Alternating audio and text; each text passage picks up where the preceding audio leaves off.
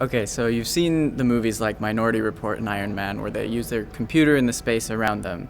But how would you actually use that in your house or office today using existing technology? These movie interfaces are really great because they make something seem more powerful or intelligent for storytelling in the film, besides being nice eye candy.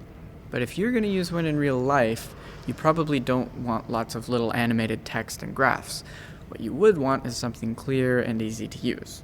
So I did a manifesto video before about VR, UI, UX, R&D. The gist was that we're humans and we can use our instincts to our advantage when we're making this new thing.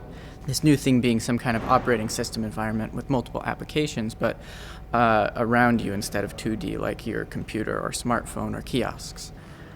This video is a summary of some of those more useful workflows I've found in the last few months, partly for the uni, but also for the VR community. So I'm using this mouse to scroll through my presentation, and the numbers you see sometimes in the corner are citation references, and I'll try to keep it under 20 minutes. Of course, real life like this is a 3D interface, and we can look at information design in the real world or our interactions there. But to do this kind of full digital interface, we'll use a head-mounted display. So if you're even watching something like this, you probably already know that it's like headphones for your eyes. Headphones replace your hearing, this replaces your sight. So you look around and you see this new presented environment with scale and depth and size of things. So first of all, why is this even worth doing? Well, for one, more screen space makes computer workers more productive. You have fewer interruptions to tasks because less time and cognition is spent navigating occluded things in the interface.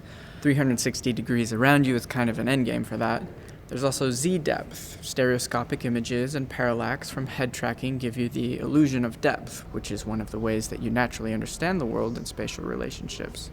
Letting users spatially organize tasks also means more productivity.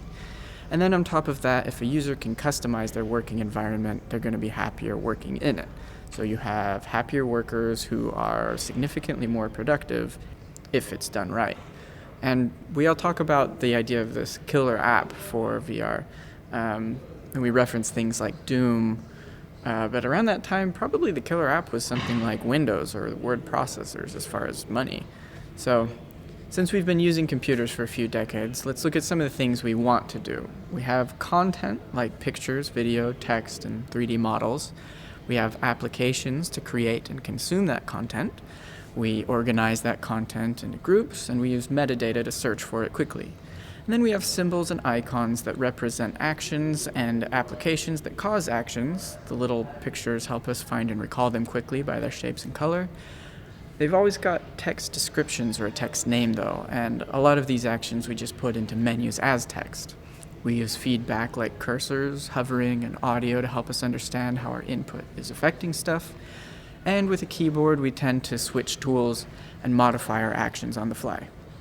So with VR, we still want to have stuff, create stuff, organize stuff, do stuff to our stuff, and look at other people's stuff. But how does that all look? How do we keep it understandable? What is our graphical user interface? Well, here's something interesting. VR was actually invented before the first GUI. While you're probably familiar with those 2D UI things I just talked about, you might not know about some of the first VR things that already exist. There's the laser pointer kind of cursor where you can use it to select stuff or move it around, bring it closer or farther, rotate it. But you probably know how using a laser pointer or a Wiimote or something can be, it gets kind of like shaky. So sometimes I'll make it get wider as it goes further out. Another way is like looking through a crosshair to select stuff, kind of like aiming a gun. You can do this intersecting lens kind of idea to see inside of stuff. There's the world in miniature concept where you have a map of the environment you're in, and you can affect the world around you using that. You can also move yourself that way. Speaking of which, there's teleportation where you can jump from one place to the next. You can do the cursor thing for menus in space, or radial menus, extruding from the hands, or going around the hands, or associated with body parts, or any of the menus you've seen in video games. You can also switch tools or modify cursor actions with buttons or gestures. So now to start making some of these useful, we've got to think where they're going to go. So if I'm at work 8 hours a day, I'm going to be lazy and sit. I'm also not going to be raising my arms a bunch because, hey, lazy, I'm lazy, you're lazy. We're all on this inevitable path to the Wall-E universe anyway, right? So for the last few months, I've been working with an Oculus Rift DK2, and then I've got a Leap Motion attached to the front of it there. Different types of devices and inputs will change this stuff a lot, but I'll explain my content zones concept for these specifically because it's what I've had access to. So, if you're sitting in a chair and wearing this thing, you've got a field of view of about 94 degrees, and it's pretty much circular because the lenses are circular. I'm going to pull some numbers from a great presentation Alex Chu did from Samsung. You can rotate your head to the side comfortably 30 degrees and max 55. You've also got an up and down comfortable and max. If you combine that with the field of view, you have angles where people can see stuff and where they have to strain. Of course, this is for a non-rotating chair. If you're in an office chair that's spinning around, it's different, but let's just assume the most restriction, like the wire will tangle them up, or maybe it needs to be useful for an airplane seat. So they're just in a stationary chair with armrests. Samsung also had some useful numbers on depth. If something's past 20 meters, you don't really see that much stereo separation, which is your depth perception. So beyond that, you'd lose that benefit. And then super close at about a half meter, things start to get straining or cross-eyed, like you don't really want to be looking at them for a long time. So no permanent interface stuff there. Now you've got this zone where you can see stuff comfortably and meaningfully. Office ergonomics say that if you're going to be reading stuff on a screen all day, it should probably be between 15 and 50 degrees downward and outside that strain zone. Now there's something called vergence accommodation conflict, where your eyes try to focus on something based on its distance. Everything is focused at the same distance of 1.3 meters in the DK2 though. Later there will be fixes for this like planoptic light fields and tensor displays, but we're assuming the DK2 for this. That means if we're showing someone text for a long time, then it should probably default to those angles at 1.3 meters away so that it's most comfortable. So now we have some good zones for laying out our content. There's this no-no zone right around the head where nothing should be permanently, the main content zone, the peripheral zone where they can still see stuff, but you probably don't want them to be straining for necessary stuff. And then back behind, I would say, is the curiosity zone, where they've got to literally turn their body to see. And then outside of all this, you get to a point where the two views pretty much are rendering the same thing pixel for pixel. It's basically monoscopic and should probably just be part of the skybox at that distance. This gets further and further out with devices as they get higher and higher resolutions. And then within that content zone is the main work area, especially at that comfortable distance. So if you're going to be using this Leap Motion to touch things with your hands, it's going to have to be in arm's reach. But again, lazy, and it's also only really accurate at about 2/3 arm extension anyway, and nothing should be in that no-no zone, so we can subtract that. And voila, a touch interface zone. You can also put stuff around the hands, but on this first version from Leap, you can't really cross the hands. It uses infrared silhouette to build the bones and mesh for the collisions, so you can't really intersect reliably. But things outside are okay, like their planetarium demo or Zach Kinstner's hovercast menu. So I made a template file to use in projects with these zone borders. It's a lot like how you have title and action safe guides for video editors, just some guidelines for content where you can put things. I tried testing these zones out by putting signs in them at random spots and checking out how they felt. I also made a demo with buttons and had people try them, just turning things on and off. People seem to get it right away, so that's good. So yeah, moving right along, since we're talking about buttons, there's some stuff I did with that that's relevant. Leap Motion has some widgets that they provide, including those buttons I used. I thought maybe I could design some that would fit with the whole aesthetic of this VR OS thing, though. So buttons let you cause an action. There's lots of different kinds in real life. This video is already going to be too long to go into their history, but Leap's idea of compressing a plane to an action point seems normal. So I mocked some up, chose some styles, and I tried animating their different states, thinking that it should communicate your proximity when you've contacted, when it's activated, and then when it's reset. Of course, there's that whole thing where your finger is going through it, which seems unnatural. Or does it? if the whole thing's supposed to be based on human nature, then maybe this should too.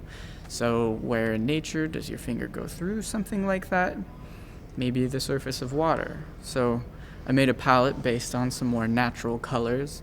There's that aqua color that doesn't necessarily occur naturally that often, but we associate it with water anyway. Figure a color will be better than the cost of rendering clear refraction.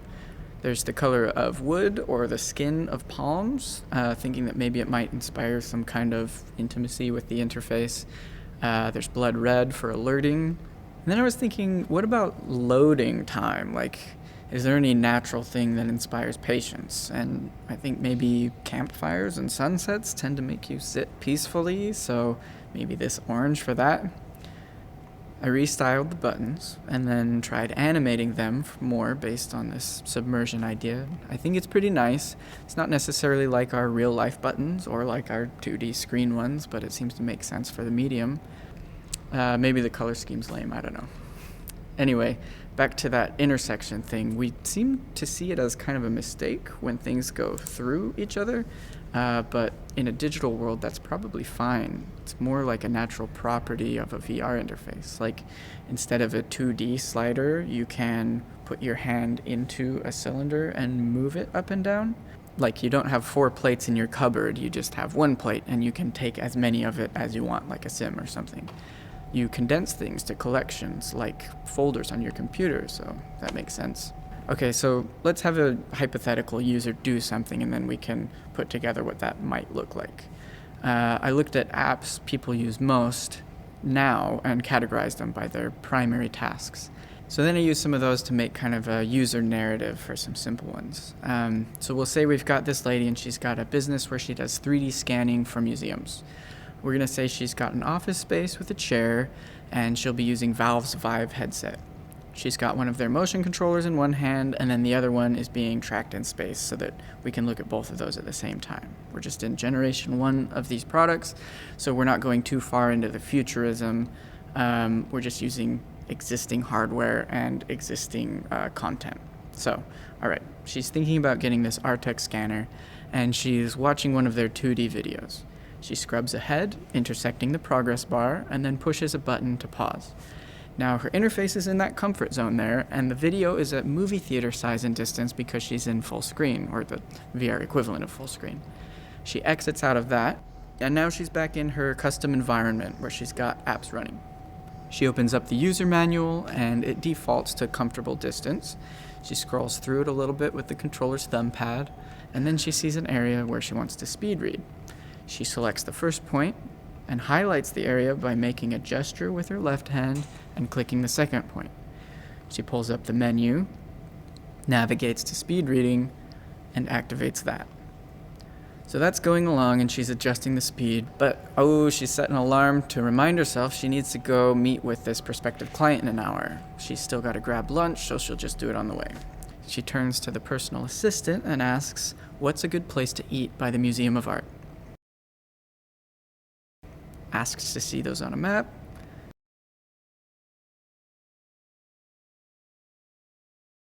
Selects one and gets directions. Then she sends those directions to her phone so she can use that in the car to go there. All right, so this one-handed thing is kind of like a mouse and keyboard. You can see how little things about the interface would change if they were both controllers or if it were a multi-touch surface or something. So there's also the possibility of other content types, like maybe that video isn't 2D, but a photogrammetrically recorded demonstration at some point. And then what if it's a different head-mounted display, like the HoloLens, for example? Well, then you'd have a real office as the background, and the field of view for interface stuff would be a bit narrower, so that would affect a lot of design choices. All the elements would need to be light colors because it's additive only, no black pixels. It's just reflected light projected in that rectangular area. And that's fine, it's still super impressive technology, and people won't be disappointed in the actual product as long as it's marketed honestly. Anyway, what I found in trying to communicate these concepts was that I needed a design workflow. So what I've been doing for rapid prototyping is making 3 After Effects compositions to use as foreground, midground, and background, like in theater and film. Then you can apply a design grid to each of them and use them as spheres around the camera in a final comp. This grid here has a line every 5 degrees, and that lets us line up the field of view of the device in a composition that has the resolution for one eye. We can pretty easily color the sections of those zones from earlier because they're associated with degrees. So then we can make a quick mock-up of animations of interfaces and solve a lot of UI and UX problems that way. So this is one where I applied that for a Google Cardboard app. To pass that on to developers, I also add a section to show when the user's pressing the button and notes on what's going on. So I could probably talk about this stuff all day, but I figured that stuff was probably going to be the most useful with zones, interaction concepts, and mock-up workflow. Some of the other stuff I've been looking at is workflows for avatar creation between 3D modeling, photogrammetry, and 3D scanning. Each has their pros and cons. And then I was also looking at adding convergence and depth to monoscopic photos and videos, like the difference between a photosphere and a dome, or distorted mesh, and then whether a depth map channel would work, like an alpha channel. The short answer is that it's not ideal. It kind of works, but it's not the best because you're missing the occluded stereo information. Then there's the side of VR with social acceptance. People get worried about the ethical implications of VR, but obviously we'll be coming up with systems to address those issues as they arise, just like film, radio, TV, or video games have done in the past and really continue to do today. So been looking at that stuff, practicing my 3D and Unity stuff, giving a couple talks here and there, participating in social VR, and then also doing VR for some hackathons. And then there's plenty more concepts for that OS and interface design. But the question for me is what comes next? Well, I've just finished this master's, and so personally, I'll be looking to probably relocate and work in VR wherever the opportunity is best. But with this VR OS concept, I think it's viable. I think it's the kind of thing that you could do a round of funding or a Kickstarter for. But realistically, it would probably start out as individual applications. Permanently rendering can be kind of tough on current PCs, and 2D content like emails isn't really what the medium's best for. It'll be totally necessary for architecture pretty soon, though. Content that's inherently 3D, like medical imaging, product design, model sculpting, maps, schematics, and education are some of the things where it becomes a necessity more than a gimmick.